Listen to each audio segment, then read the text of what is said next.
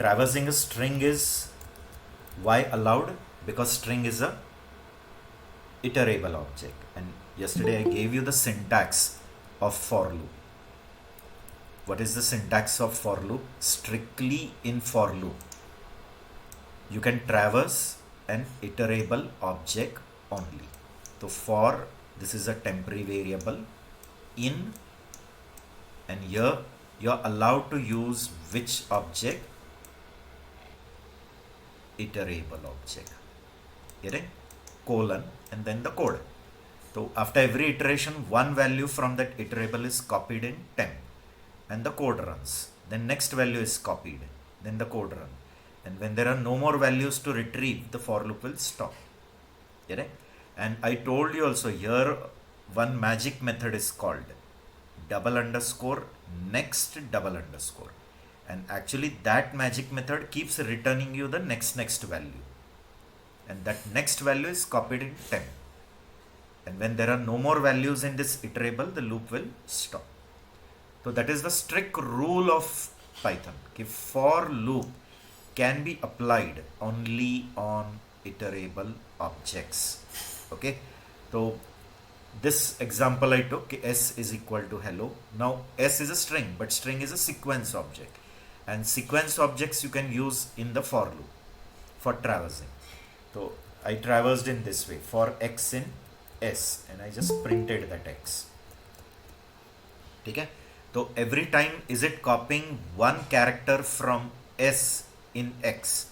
So first time h is coming, next time e is coming, next time l, next time l, next time o, and afterwards there are no more character, the for loop will stop. Okay?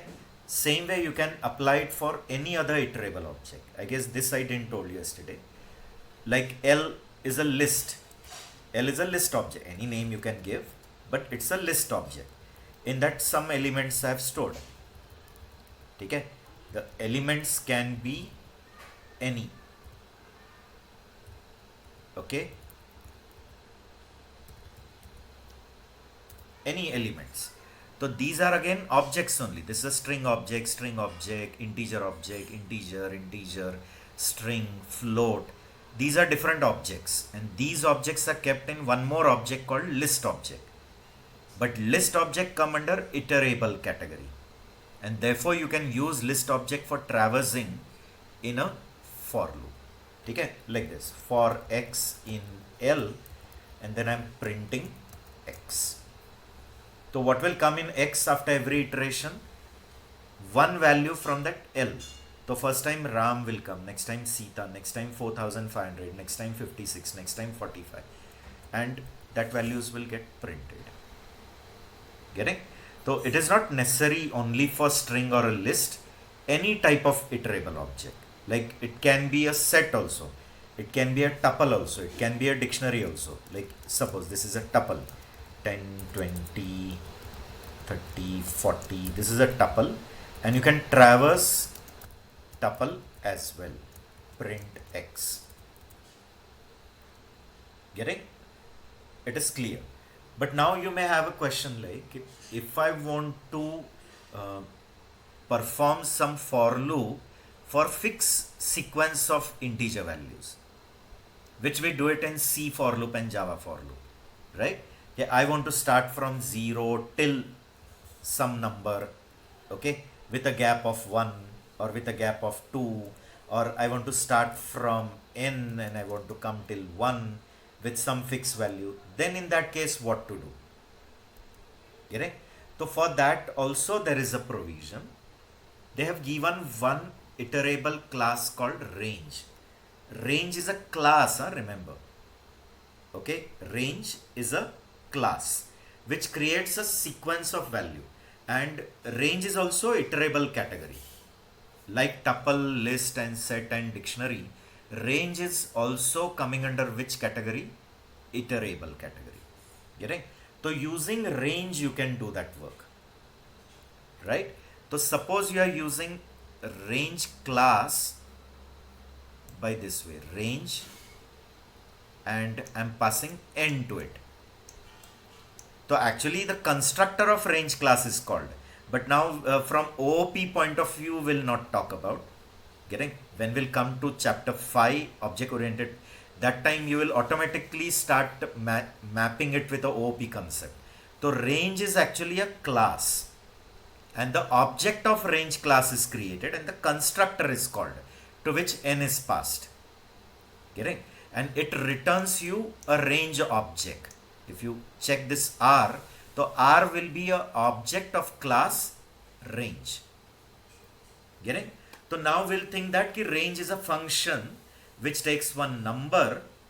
Range is a function which is taking one integer n, and it is creating and giving you the sequence of values starting from 0 till n minus 1 at a gap of 1 by default.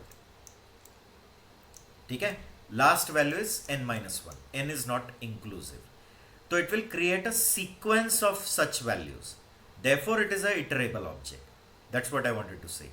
So it will give you a sequence of values from 0 till n minus 1, and that sequence will come in this iterable object. And now, as it's a iterable object, can I use it in a for loop? Yes, because for loop allows you to use only which objects? Iterable object. Getting clear? See, I'll show you like this. Range, and suppose I'm giving 5. Okay? So actually it has created one sequence with values starting from 0, 1, 2, 3, 4. It has created a iterable. It has created a sequence of values from 0 till n minus 1. And this all sequence of values are in one object, that is R, which is of class range. If you want, you can print and see its type. You'll come to know. Type R. Like here I have created L. If you check type of L, will it give class list? If I check type of T, it will give class tuple. Same way, if I check type of R, it will give class range. Clear? Make it clearer concept. So range is also a iterable object like list and like tuple range. But in range there are only enumerated values, that is sequence of values starting from something till something. Okay, so here range looks like a function, but ideally it is a class name, and here the object of range class is created and the constructor is actually called. But we are not talking from that point of view. We say range is a function. Getting? But ultimately every constructor is also a function, isn't it? Okay, now can I use this R in a for loop? R range 5 written. Now can I use this R in a for loop? Clear? Yes. Why? Why it is allowed to use it in a for loop? Because it is a, can anyone tell me quickly? Because iterable object, sir. it's a iterable object, and for loop allows only to use iterable object, or Python for loops can be applied only on iterable objects, right? So see, if I write now for x in R and I'll print that x, you'll get the sequence of values from 0 till 4. Getting? So that itself proves okay, it is a iterable class range, and R is a iterable, and that is the reason it allowed you to use it in a for loop. So such a range function you can use and you can get a sequence of value. Agreed? Now some may say like, is it necessary to collect in R? Can I directly write range over here? Yes, indeed, you can. There is no need to collect it. Here itself I can write range 5. Anyway, what this range 5 will give you a sequence object, one iterable object in which there are sequence of values from 0 till 4, and then one by one values are fetched from it and they come in X and you are printing that X. Clear? Now there is another option also for this. Instead of range n, you can use range m comma n as well.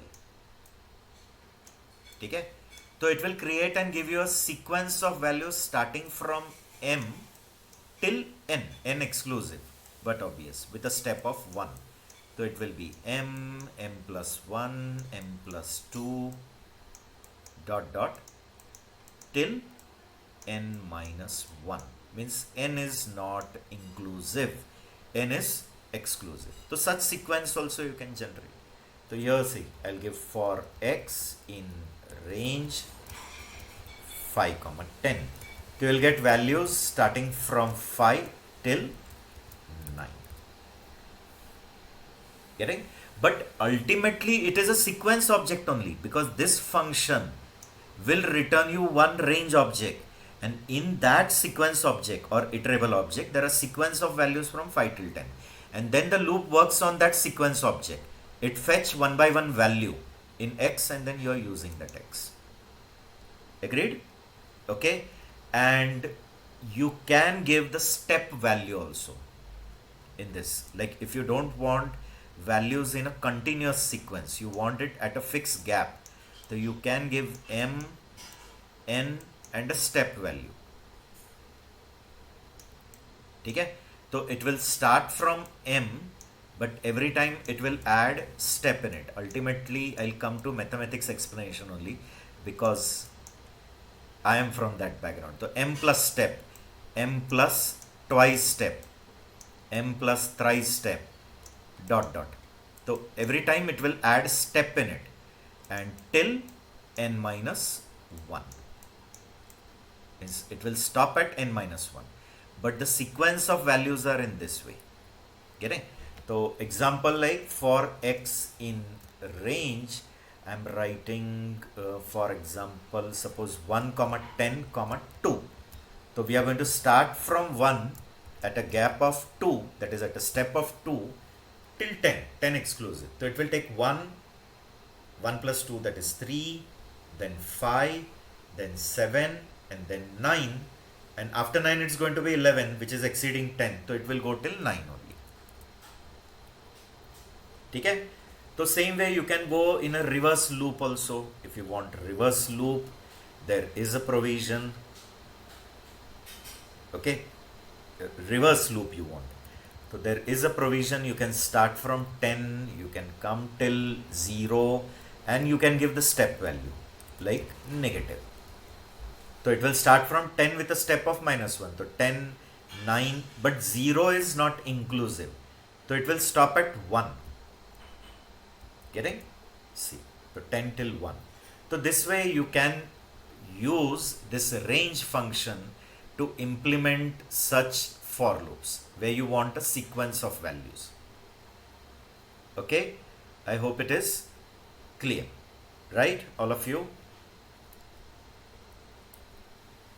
If it is clear, then we can move on to some 2-3 concepts remaining, so that this chapter will get over. Concepts will get over. Okay? So just quick confirmation about range. If you have queries, you can ask me. No, sir. Sure, all of you, others as well. Yes, sir. No, sir. Good. Okay.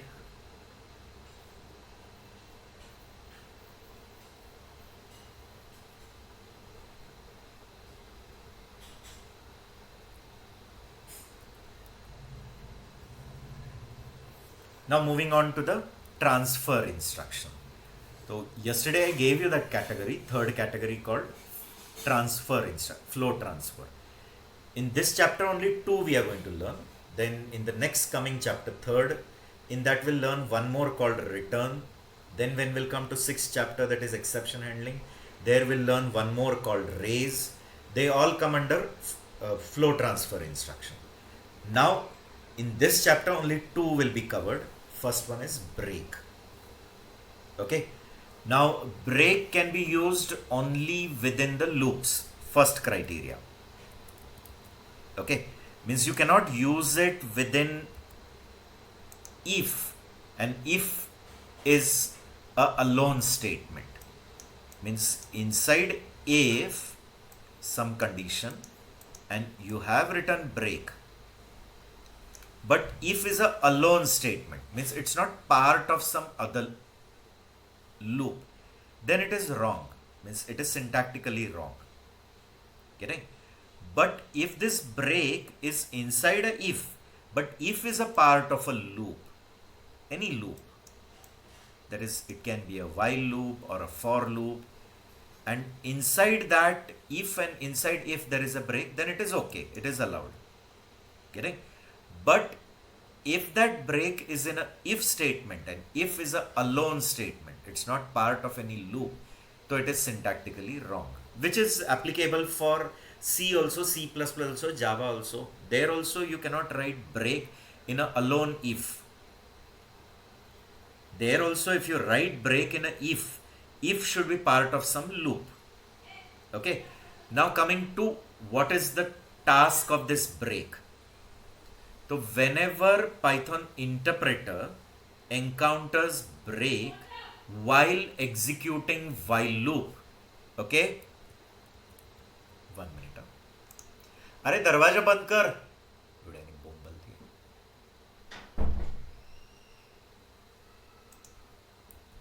Okay, so within a loop, any loop, let it be a while loop or a for loop, but within that loop body, when the Python interpreter while running encounters break, so it will stop executing the loop and the control will be transferred to the statement which is immediately after the loop body. Whichever loop, let it be a while loop or a for loop. So whichever statement is immediately following that loop body, the control is transferred there and the execution of the loop is terminated. Getting? Means this loop execution is stopped. Okay, so that is the concept. So what I said is clear to you about break. Python interpreter, when it is line by line executing the code within the loop body, and while executing that loop body, it encounters break statement, the flow of execution is transferred from that statement to the statement which is immediately following the loop body, and the execution of that loop is terminated or it is stopped. Getting? So example yesterday I gave, like example like Sita, she has to go to the temple, do the prayer and come back. But suppose she decided that she doesn't want to do only, she has cancelled that idea only, so obviously through break she'll come out. Getting or no? Clear? So I hope break functioning is clear. Now there is no such enhanced breaks like Java or PHP. Like in Java you can use label, break with a label, and then you can decide which level to come out. Or in PHP you can give a number, break 3, so it can come 3 level loop and all. So such facility Python has not given. Okay, need to check whether 3.9 has added or no. But till date Python has given this simple break statement. Okay. So coming to the break discussion, break statement is used only in loops, for loop or a while loop. Because basically this is the statement to terminate the execution of a loop. It is actually not to terminate an if statement. Remember, like within if there is a break, so it's not going to come outside of if. Always remember, because break is not to terminate if, it is actually to terminate a loop. Then you will say, then why you wrote in if? Because I want to come out of the loop based on the condition. From the loop I want to come out, but when the condition is satisfied. So first I have to check the condition. If the condition is true, then only I'll come out. So break is meant only for terminating loops. Okay. See. So break statement is used in loops for loop and while loop. While executing the loop body, if your Python interpreter encounters break statement, will it stop executing that loop? Yes. And it will transfer the flow of execution from that point to the statement which is following the loop body. Okay? See, the encounters break statement, it just transfers the control to the statement immediately outside the loop body, and it will leave all the statements in the loop body unexecuted. That's the reason the execution of that loop is stopped. Agreed? See you. Now, just in a flowchart form, I'm telling this is the condition for entry in the loop. Okay, loop entry condition. Now, if your loop entry condition only is false, so it is naturally stopped. Is your code naturally stopped? Yes. But if the loop entry condition is true, it will come inside, check whether it is break. If it is not break, it will perform the remaining code of the loop body and come back. But if it is a break statement, so will it come directly out of the loop body and continue the code which is after the loop body, right? So your loop can stop by two ways. One, when this entry condition is false. So because of that, if the loop stopped, so your loop has stopped naturally. And because of this break, so it is premature termination. Okay, quickly just one example I'm giving. Okay, tell me in this case. So will it display from 1 till 4? And when I becomes 5, it will stop? Yes or no? A very simple example. Yes. I is Yes, 1. No, it will not display. It will print till 4. 4, and then when I becomes 5, it will the break and loop come out. will get out of the loop. It will directly Okay. come out of the loop. So your I is 1, 1 is less than equal to 10, yes. So this entry condition is true, come inside. Then break condition is not true, therefore it will print 1, make it 2. Come up, this is still true. But 2 is not 5, so print 2, make it 3. This is true, but this is not yet true. So print 3, make it 4. This is yet true, but this is not true. So print 4, make it 5. This is true, and this is also true. Therefore break and come out. Get it? So I hope you got it.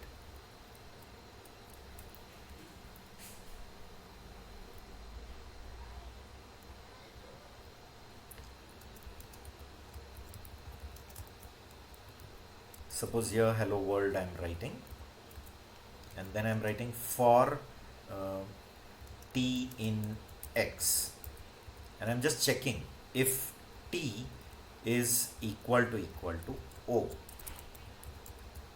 Yes, तो break. Otherwise I'm printing that t. Okay?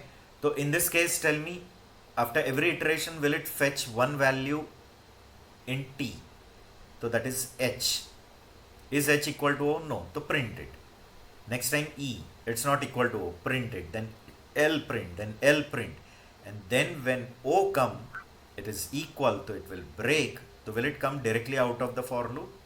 Yes. Yes. So it has printed till HELL, and the moment O come, it has stopped.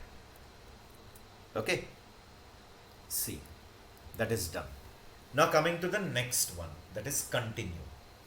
Now continue also, yesterday I told, like, she is supposed to go to the temple every Monday, but one Monday she has skipped the idea. Like, she has just skipped it, and next Monday she is again going to go. Only that Monday, the activity she has skipped. Exactly same mechanism, that is continue. So continue also, the same rule is there. It is to be used only within the loop body. Means you can use within if, but alone if it is not allowed. If has to be part of the loop. Okay. Now what does continue do? So whenever in the loop body, when the Python interpreter encounters continue, it will skip the remaining instructions of the current iteration. Current iteration, remaining statement it will skip, and it will directly come to the beginning of the next iteration. It will not stop the loop. It will not directly come out of the loop. It is complement of break. When complement means opposite of break, contradictory. It goes against the break. Break stops and come out. Here it doesn't stop.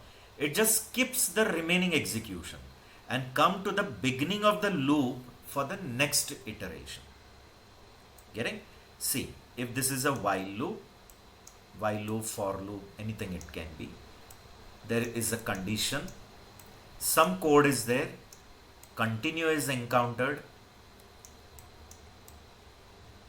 maybe continue is put, okay, some condition and then continue, and the remaining code is there. Now it will enter, do this code, check the condition, no to perform the remaining code, come back. But when it is running this code, checking the condition, and if the condition is true, continue will skip this remaining code and directly come to the beginning of the loop to perform the next iteration. Agreed? I hope you're understanding. Right? So the remaining statements are not executed. The control just come to the beginning for the next iteration, and again it will start running. Okay, so only for that iteration the remaining statements were not run, they are skipped. Okay, so that is only the speciality of continue. So continue statement is also used in loops, for loop and while loop. And as I said, while executing the loop body, whenever the Python interpreter encounters within the loop body continue statement, so it will transfer the control to the beginning of the loop for the next iteration, and the current iteration remaining statements are skipped.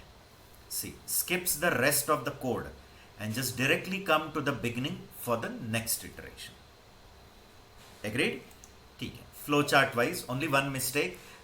Here it was supposed to be a decision box. By mistake I have drawn a square, because this is against the flowchart symbols. Whenever you take decision, the decision box is a diamond. So by mistake I wrote like this, but I hope you will consider it as a diamond only. Get it? Okay, so this is the entry condition. Entry to enter within the loop. So if the entry condition has become false, so it will run the code which is after the loop body, means natural stop. When your entry condition become false, so your loop is naturally stopped, that you know it.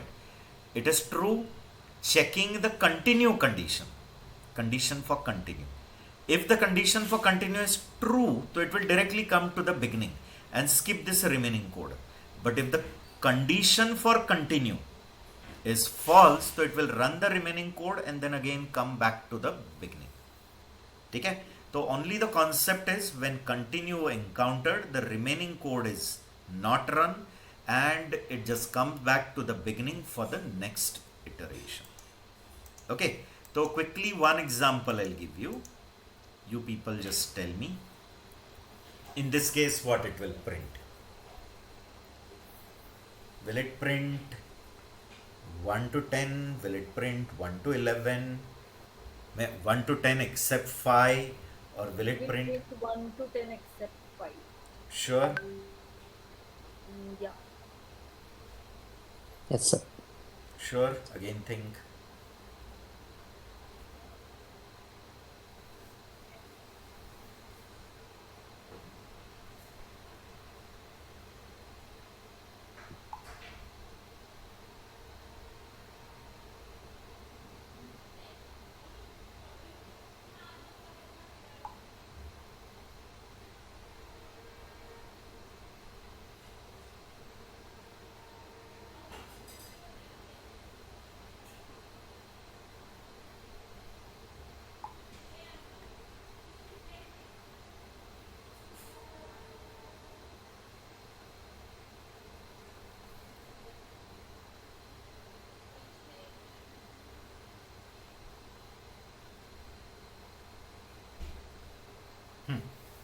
Yes, I'm waiting for answer from your side.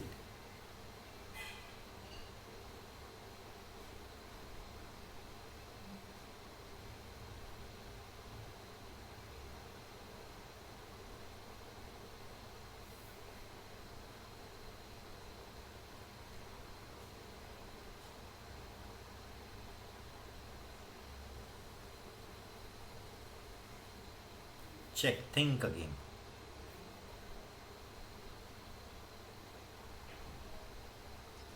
So 1 to 11 except 5. Okay, now you have changed the decision.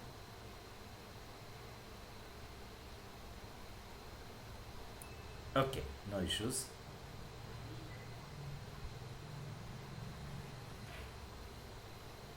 See, we will trace it. Others also, what do you think? Generally, I don't see the chat window, but if you answer there, just tell me. Okay, see, I equal to 0. Is 0 less than equal to 10? Yes, it will make it 1. Is 1 5?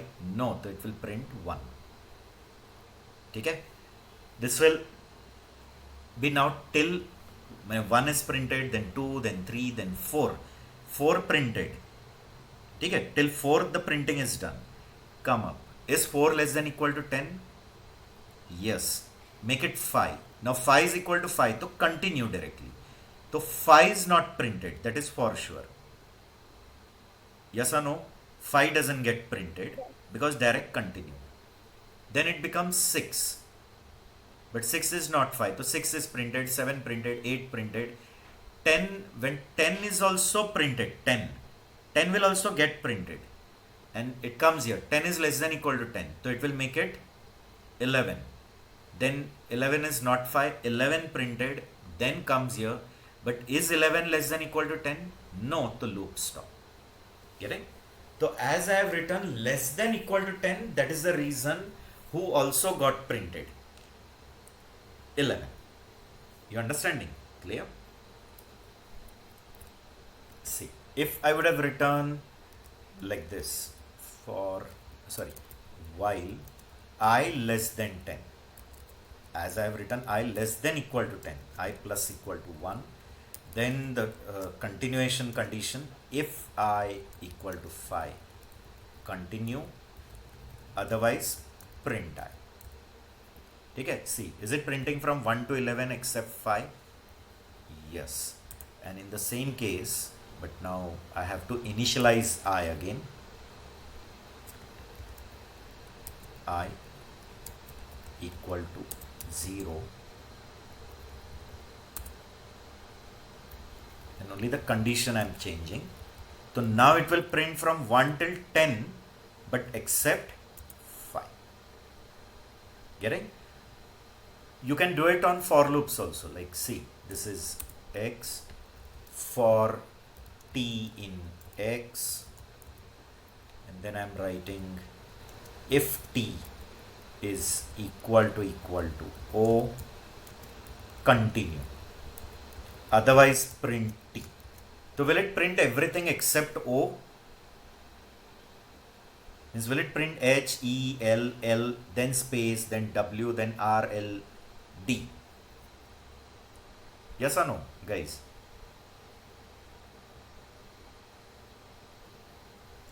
Will it print everything from hello world except O? No, yes, something you reply. Yes. Yes. Okay? Yes, So, sir. because whenever T is equal to O,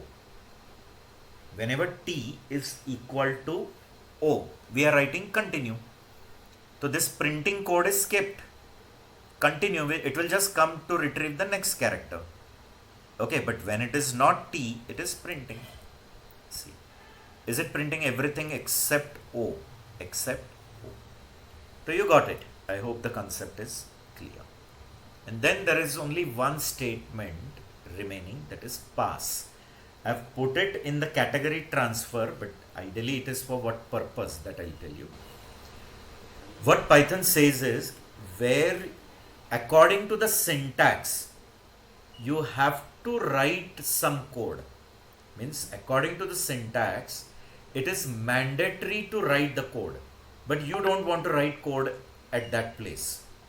Then you can put a dummy statement over there called pass. So pass acts like a null statement or no operation statement or a dummy statement. Getting? Like in C, we put a null statement called semicolon. Isn't it? I hope you might have done it in C or C++ or even Java. Like suppose you are writing if some condition else some condition, sorry, some code. But suppose in else you are writing code, but if you don't want to write any code, so what we do in C, we just put a semicolon. It's called as a null statement. Right or no? Like in C, if I write if a less than 10, I don't want to do anything, so I put semicolon. Else I write some code. So semicolon behaves like a null statement in language like C or C++. So here they say you have to put some statement. So they have put a statement called pass. Means pass acts like a dummy statement or no operation statement. Okay? See here. Example I'll give you. Like you want to write if a less than, now a I have to create a equal to 5 suppose. If a less than 4, don't do anything, else print a. If a is less than 4, don't do anything, otherwise print a. Okay, now obviously it will go to else part. Why? Because if a is less than 4 is not true, so it comes here. But in short, in the if part, I didn't have any code to write. So what to write in place of it? So they are saying put a dummy statement called pass.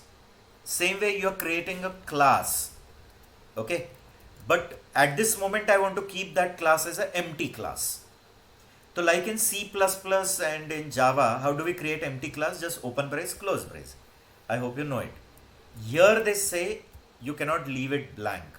The body of that empty class, you have to write pass and then create it. Getting? Same way if you are creating a function like def foo. Okay. So at this moment I want to create as an abstract function. Means there is no logic in it. Okay. So like in C, if you keep an empty function, so you just write open brace, close brace. It's an empty function. Here how do you write an empty function? By putting pass. Okay. So simple behavior it is. It is just acting like a no operation statement, or it acts like a dummy statement. Getting? So where it is mandatory to write something, but you don't have any logic to write over there, to put a no operation instruction called pass. Getting? Now some may ask, like, if I write first pass and then I write something. Okay, I'm sure in some fertile brain such question also might have come. Okay, so tell me, print hello world after that pass. Okay, but it will run this hello world because pass means that is skipped and then it will come here. It is not like a return. Okay, it will just go back to the caller and this code won't run. Correct? So now writing pass is meaningless. Why? Because after that you have some code. You understanding or no? Clear? If I call foo, it will print that. Because that pass was of no meaning in this context. You may think like that, ki pass means it will skip and it will not come here. Okay? So pass means that line is skipped, but it will come to the next line. It is not just going to go back to the caller. Okay? Or it is not going to come out of that function like break, or come to the beginning like continue. Only that line is skipped. Get it? So what does pass do is clear to you, that if a block is compulsory to be added. Why? Because the syntax says that. So according to the syntax, you have to write some code at that place. But you don't want to write any code. But logically, you don't have any task to perform. Then you'll put a dummy statement called pass. Okay? See, like an example, I want to create an empty function. So how I'll create an empty function? By writing pass. Or within this loop also, see. In a else part, I have written pass. Actually, there was no meaning of writing else over here, because already if I not print this. Otherwise, don't do anything. So otherwise don't do anything, so you have written a pass over here. Getting? Or you have created an empty class. So you have put a pass. So these are all the applications where you use pass. Okay? So hope this is also clear to you.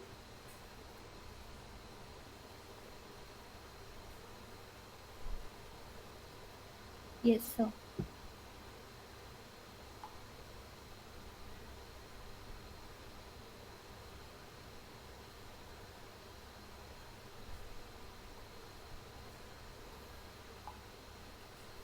Okay. Now quickly we'll see some trace outputs and then we'll solve some exercises also based on loops or conditional statements. Okay. One simple example I'm giving. A comma B comma C is true, false, false.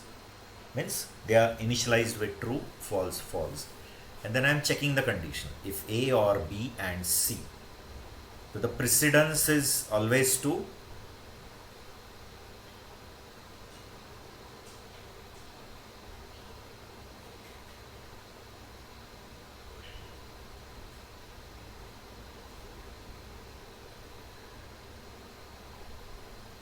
And or.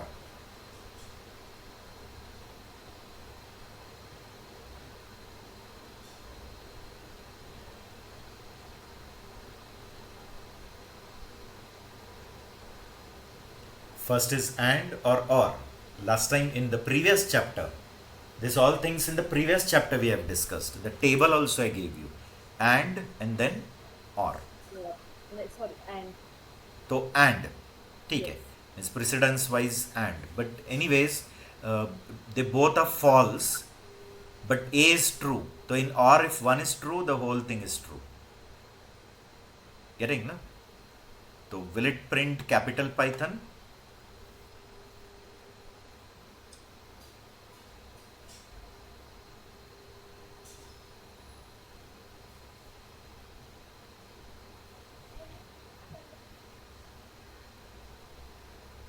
Yes or no?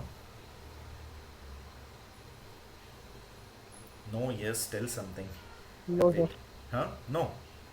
It will print small Python or capital Python? Small. Small. Why do you think like that? In capital one because or uh, one of Yes, the or condition is true. Clear? Is true. Na? A is true na Yes. already. Let it be these two things are coming. I think he might have implemented in this way. Left to right he implemented. When he doesn't he didn't consider or and precedence. Because C language is having that rule. C simply evaluates from left to right. But here precedences are considered, my dear student. Python follows the precedence. So A or B and C. So B and C is okay, false. Because both are false, obviously even one is false, false. Because and one false, whole false. But A is true. So in or if one is true, the result is true. And therefore it will print capital Python. You can do and see. Okay? Then, what about this? Now I have given you MCQ link of first chapter. Whenever possible, please try to submit it. Okay? Don't keep it pending. As quickly as possible, solve it. Not that difficult. Correct? Because some students keep it pending till the end of the course, and when course get over, then solving all 7 chapters difficult. So it gets delayed for issuing the certificate also. Everything becomes late. Okay? So good practice, just quickly, immediately when the chapter is over, just appear it. If you are having a problem in that or some queries regarding, you can ask me. No issues. Okay, coming to this, tell me in this case, not will be done first because not is having more precedence than or. Right? So not of A is going to be false. No? Not of A is false.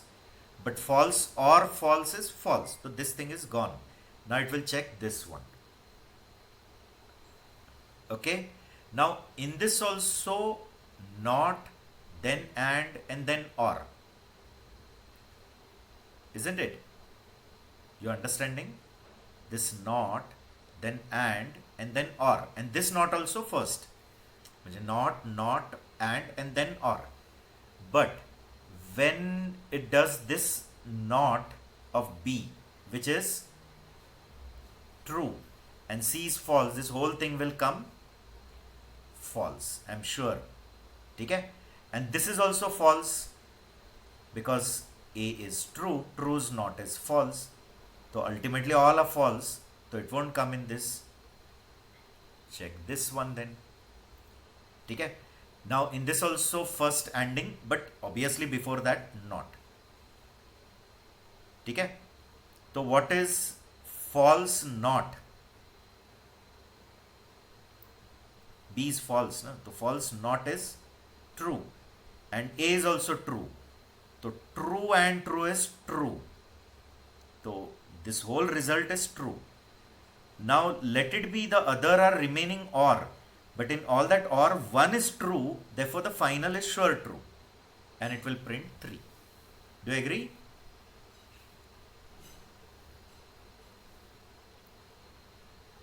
Sir, could you please explain Yes, one sir. more time? This Can one. you please This explain it at, again, sir? pardon, one by one. Could you please explain No, it someone one more else time? was also saying something. Can you explain it again? Yes, that's what I'm telling again. See, tell me, first, obviously this ANDing is going to take place. Before that, obviously not, because not is having more precedence. Not is having more precedence. But ANDing, not, and then ORs. Is it right? But see, this B is how much? False. Right? False not is True. True. true. And A is true. So true and true is True. true. True. So now this whole result has come true. This part is true. Now let the other things be anything, because all other are or only. No? This is or and this is or. But in all ors, if one is true, is the final result true? Yes. So there is no Yeah. need to check not A and B. Means what is B and what is not A. No need to waste time. Because from this we have got what? This much part has given the result as what? True.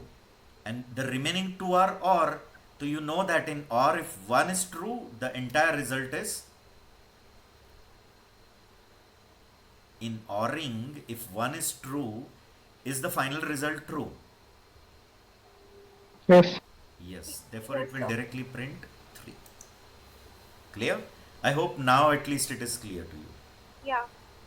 This part, there is not B and A, has given you the result true. And you can observe that the remaining two are or. But let it be or. In or, one true, the complete result is true. And therefore it prints 3. Okay? Now this is quite simple example. What do you say in this case?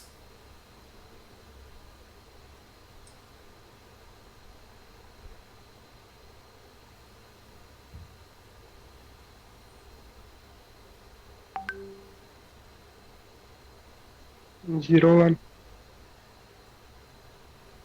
First 0, 1. And second for loop, Is 4 and 5. 4 and 5. Right? No? Simple example, just to check whether range is clear to you or not. So first one will print 0, 1 and second will print 4, 5. Right? Then about this.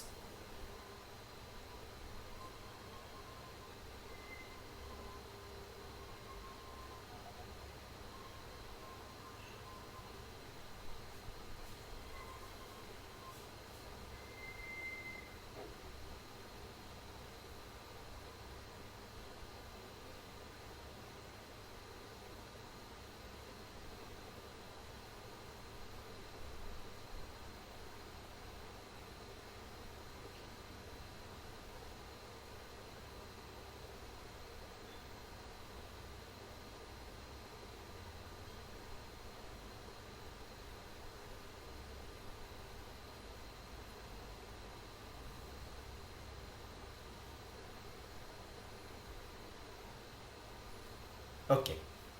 What do you think? I equal to 1.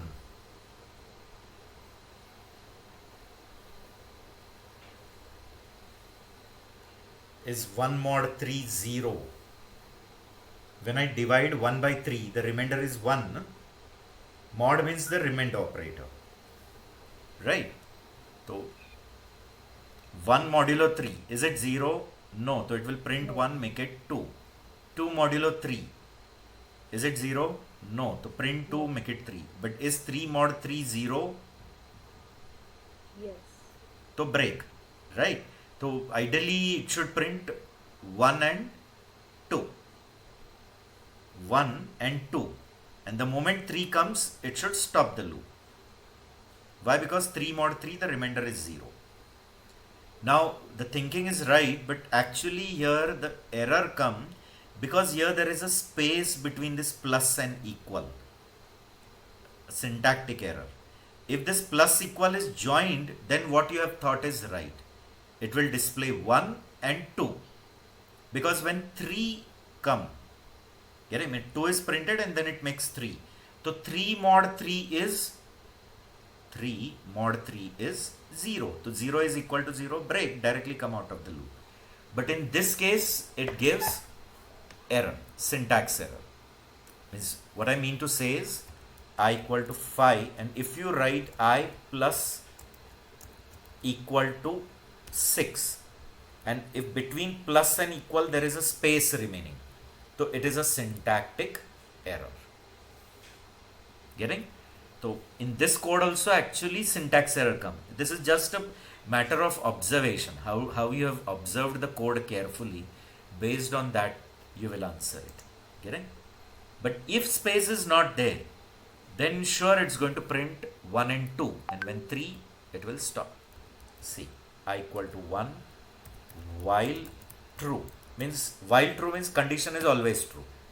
Okay, I'm checking I mod 3 equal to 0. Yes, to break. Otherwise, print I and increment I by 1. See, is it displaying 1 and 2? And when 3, it stops. Okay? Then, tell me about this quickly. X equal to 1 to 3. For I in X and print I. Again, here everything is matter of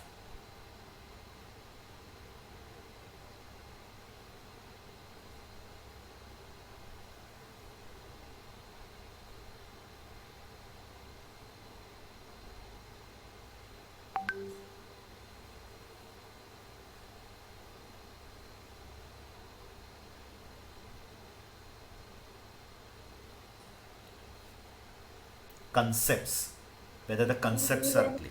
It Huh? will give an 1, error. 2, 3. Okay. It will give an error because the object should be iterable, right? Yes, Yeah. exactly. Clear? Means the rule is clear to you. Yes, sir. Correct? Where I was again and again trying to tell you that Python for loop is applicable only for a iterable object, and X is an integer variable. 1 to 3 is copied in X. So X is a integer variable, and integer variables are not iterable. They are single value. They are scalar value objects. Single value they are called as scalar. Okay, and group value vector. So they are scalar objects, and on scalar object you cannot apply for loop. Getting? So it will give a error कि X is not iterable. ठीक है? तो here what will occur? Type error. You can even check it. Okay, see, X or I equal to 1 to 3 for X in I, and I'm trying to print X. Does it give a type error?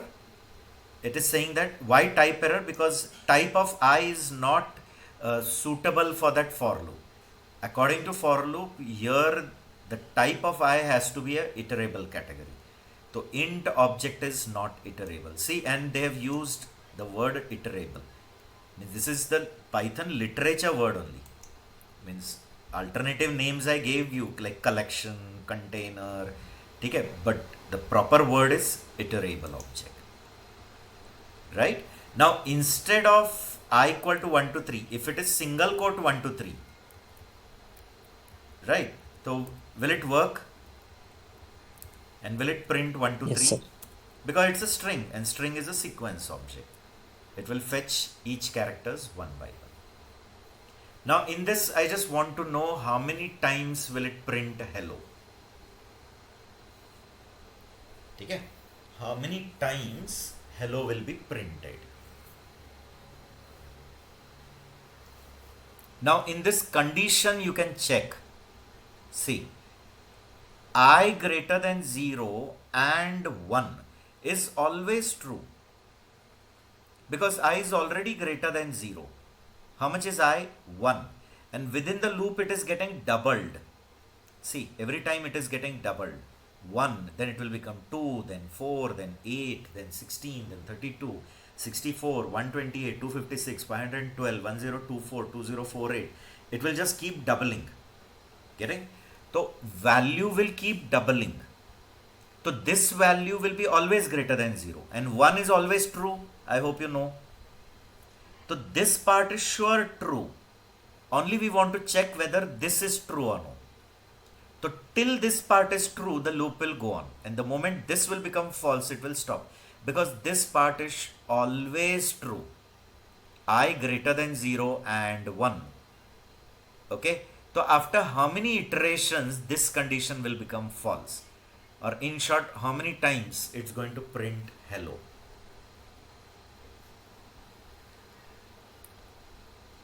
You understood the code or no? Means you observed the loop, and is it clear to you that this part is always true? I greater than 0 and 1.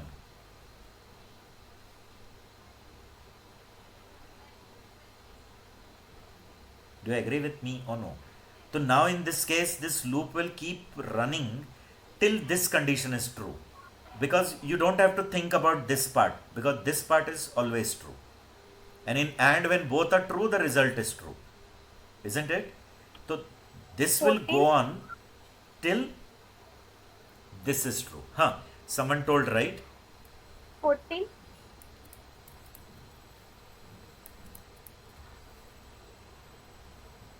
14. 14 times. 14. You want to say 14 Yeah. times. Right. Yeah, one. Right. It's right. See, first time I is how much? 1. When it is 1, that time also it's going to come inside, because 1, where it was? Yep. 1 is less than 10,000.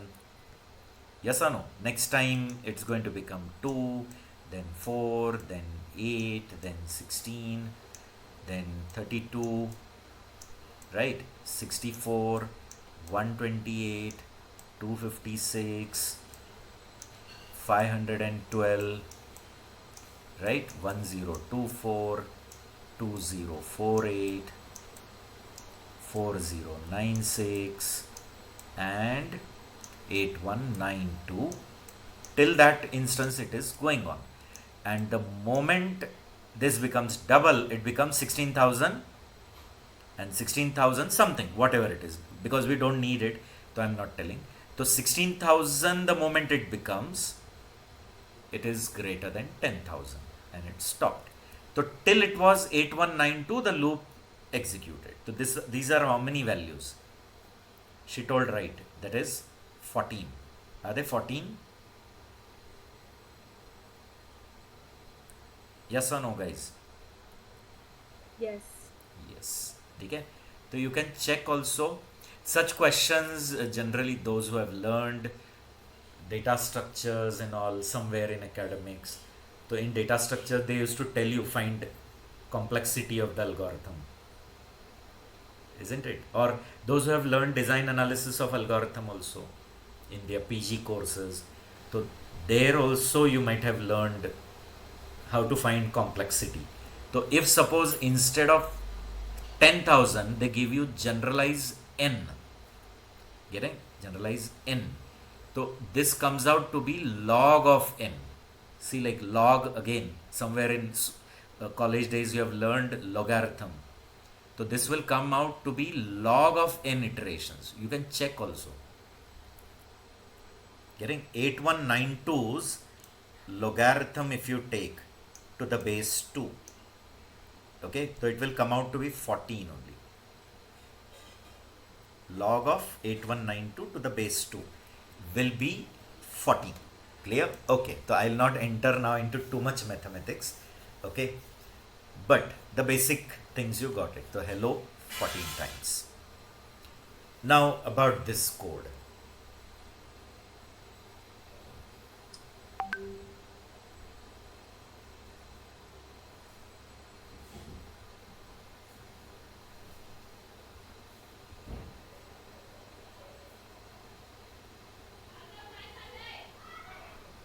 Is that 009? Yes. Syntax error, no, sir? Why syntax error?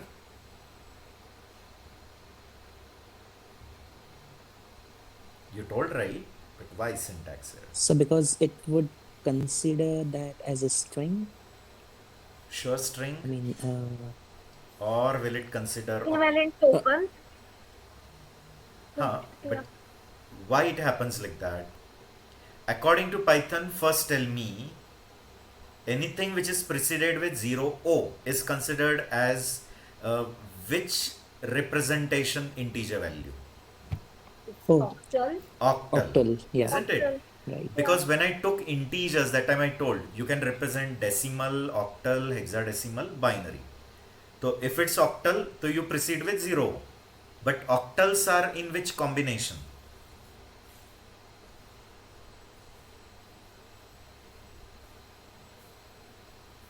Octals are of which combination?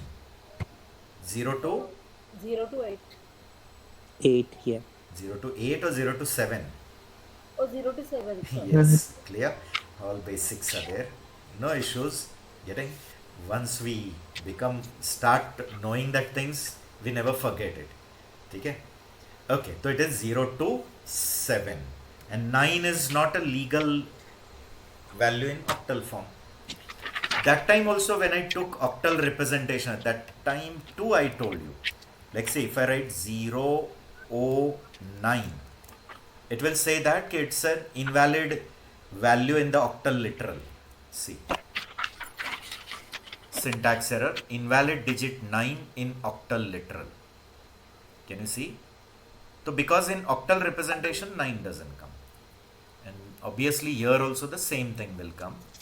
It will say that this is an invalid octal. Right? All of you? I hope it is clear. Sure? Yes, sir. Okay. Very good. Then let's solve some questions based on conditional statements and all. Few I'll give you.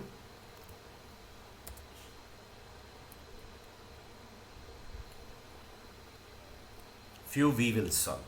Okay. Then once you are done with the first test, tell me. I'll just share the link for second test also.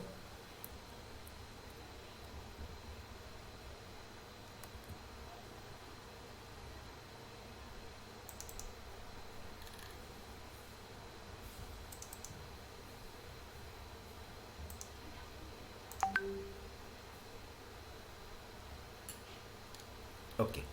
Now based on control flow, means your basic if else, if elif, for loop, while loop, break and continue. Only that concepts you have to use and you have to answer this. Now all we won't answer, few in that we will take, like suppose first one, simple one we'll take, this one. Okay. You write a program to accept 3 numbers and check whether the first is between the other 2. Like if I've given 20, 10, 30, so it should tell that 20 is between 10 and 30. Inclusive also. Means 10 and 30 also inclusive. Like someone gives 10, so 10 is between 10 and 30. Okay? Because between considers that range also. That boundaries also are considered in between. And if the value is not, so it should give, like if it is not between so and so. So very basic example.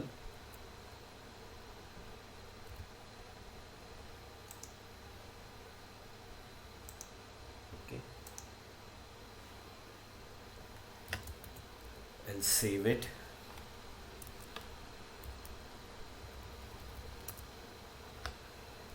Exercise 2 it is. Now first of all we have to accept three numbers, right? A, B, C. Int input, enter A, or enter first number, second number, third number, as you want. How you want to give, enter first number, int input, enter second number, and int input, enter third number. Okay, these are the three. Now some people, if they are uncomfortable writing all three in one line, you can write separately, doesn't matter. Okay, how convenient code and how systematic code you write, it is up to you people. This way also you can write b equal to. Okay, so it is totally up to you. I'm just telling you all three ways are valid. Now simple if statement I want to write, that if A is greater than equal to B and A is less than equal to C, is this condition valid?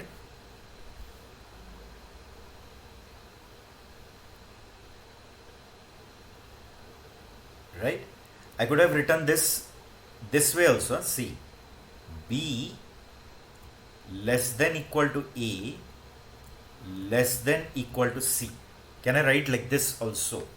And is it valid in Python?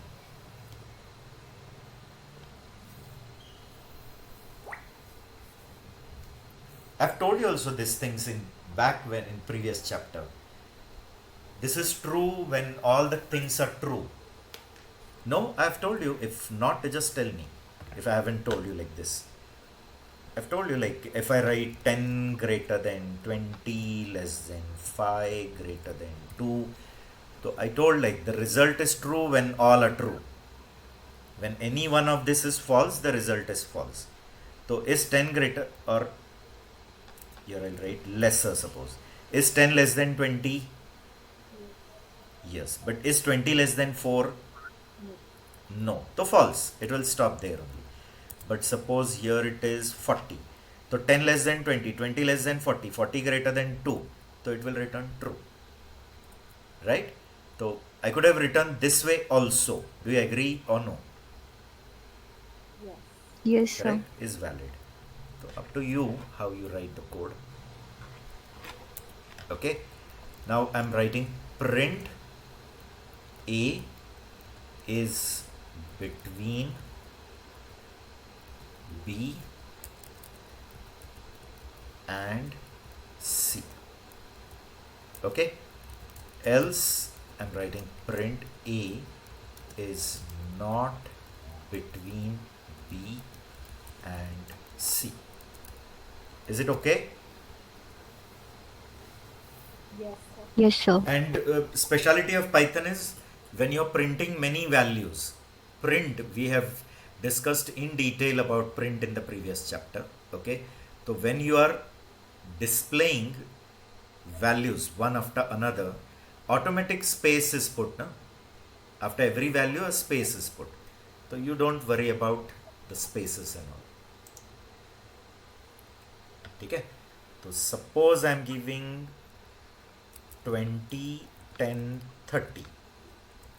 So as 20 is between 10 and 30, it gives that. But if you are running with some different value, like I'm giving 5, 6, 7 or 5, 6, 10. So is 5 between 6 and 10? No. So it gives it's not between 6 and 10. Okay? Then no, each and every we cannot solve because assignments are meant to be solved by you people. And when you are facing problem, you ask me. Okay? While solving it. Now suppose this example, right? Accept x and y coordinate of a point and then find the quadrant in which that point lies. Correct? So when I'm saying that point is described by only two value, x and y value, so obviously that point is a two-dimensional point, and the two-dimensional coordinate system is always divided into four quadrants. I hope you know. This is the origin 0 0. As you move this side, x increase, here x decrease. As you move up, y increase, y decrease. Okay?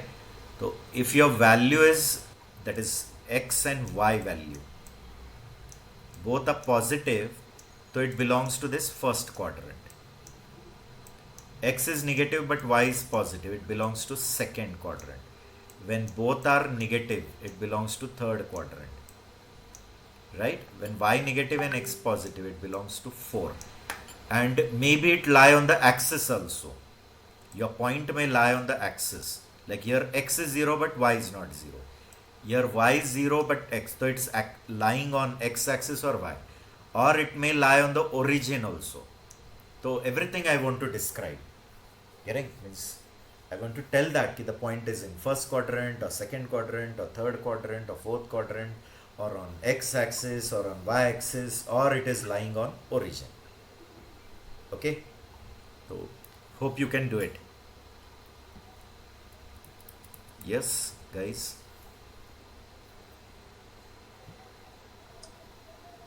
Yes, sir. Yes, sir.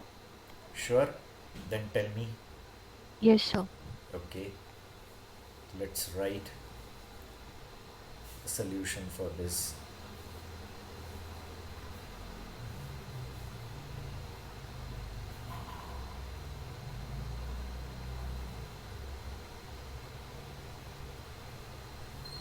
First, what you'll accept? X quadrant. Then you'll accept y quadrant. And then go on checking. Simple if examples these are. So it's a 9th question.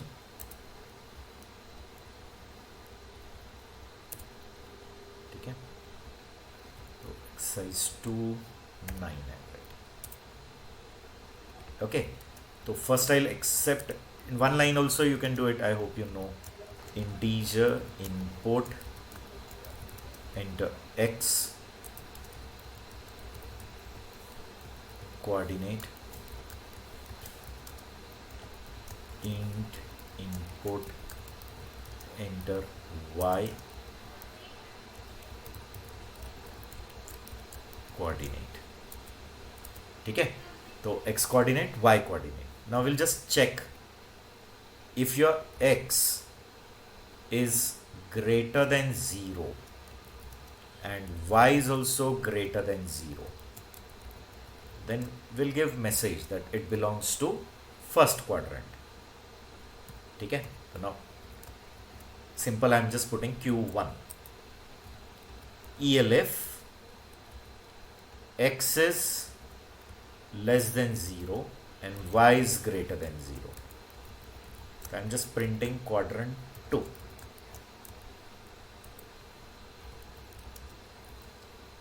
X less than 0 and y is also less than 0. So I'm printing quadrant 3. ELF x is greater than 0 and y is less than 0. It is quadrant 4. X equal to 0 but y is not equal to 0. Then it lies on y-axis. ELF if x is not 0 and y is 0. So I'll give x-axis. And else it lies on origin. Okay? I hope you agree. Quite simple concept. Just to check how you can write multiple if-else. So now depending on the coordinates how you give. like 45 and 67 both are positive, so it gives quadrant 1. ठीक है, some other value I'll give. Suppose I'm giving minus 67 and minus 34, so it gives quadrant 3. Okay, or I'm giving 45 and 0, so it will give x-axis. This way you can do the checking. ठीक है, sure, I hope you got it. Then what we'll do is we will solve the one more question, this one. Okay, write a program to calculate the roots of a quadratic equation and consider all possible cases. Right? You have to consider all the possible cases, meaning your roots can be equal, roots can be equal, roots equal is one case. Second, the roots are not equal, but they are some real values. And third is when the roots are complex numbers, complex conjugates, because the situation of negative root come, and whenever negative root come, it is a complex number. Getting? So I'll just give you the explanation of it. We will solve it in the next session. One session I'll completely keep for this loops. Okay, the loops means this control flow. So what we'll do is in one complete session we'll solve some for loops, nested for loops. Okay, and then we will start with the third chapter. No hurries. Okay, so one lecture will specially keep for that. Okay, so how do we find roots of a quadratic equation? First of all, what is a quadratic equation? So it's a polynomial, single variable polynomial, right? This x is a variable and it is just one variable polynomial of the order, highest order 2, ax square plus bx plus c. So it's a single variable polynomial of order 2. X is a variable and a, b and c are constants. They are called as coefficients. Okay, equal to 0. So when the polynomial which is of highest order 2 single variable, then it is called quadratic equation. If it is highest order 3, we call it as cubic equation. Now we want the values of x. If a, b and c are given to you, so we want the value of x which will satisfy this equation. A, b and c are given already from the input. These are the constant value. So our task is to calculate or find out x. So x possible values can be 2 because it's a quadratic equation. So there can be 2 possible values for x which will satisfy this equation. Getting? So we find out the root by the standard formula minus b plus or minus under root of b square, okay, minus 4ac. Okay, upon 2a. I hope in school days you have studied it. So minus b plus under root upon 2a, one solution, and minus b minus under root of this, another solution. Agreed? So this is the actual formula, but totally depends on this value what you get. So if this value is positive, negative or 0, based on that there are 3 different cases, and that is the reason they have mentioned consider all possible cases. Okay? So if suppose I treat that b square minus 4ac as d,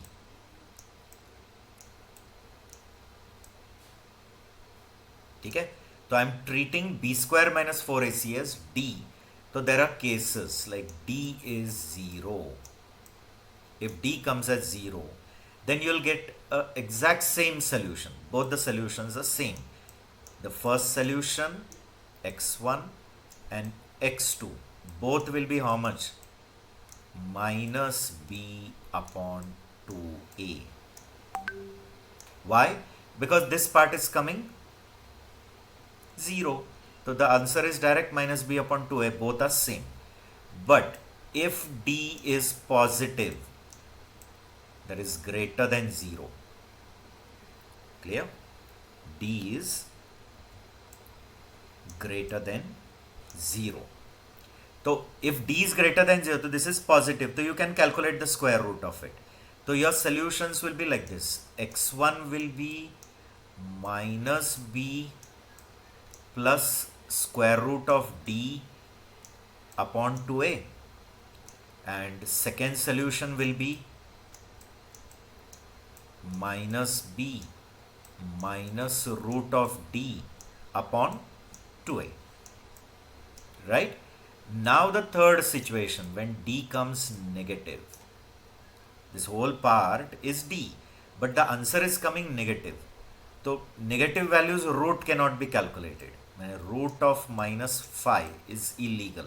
Therefore in mathematics we split it as minus 1 into minus root of 5. I hope you know it. Root of 5 and root of minus 1. And root of minus 1 is considered as I. Complex value I. Right? So therefore here in this situation, how do we find? So in this situation, first you calculate the real part and the imaginary part. See, the real part is minus b upon 2a.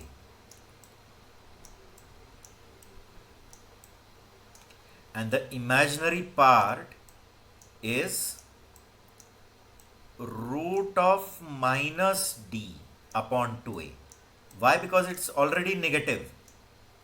D is already negative. The negative will become positive, and then it's root upon 2a. These are the two parts. Now your solutions are like this. They are going to be two complex numbers which are conjugates of each other. So x1 will be real plus I j, and the another will be real minus I j.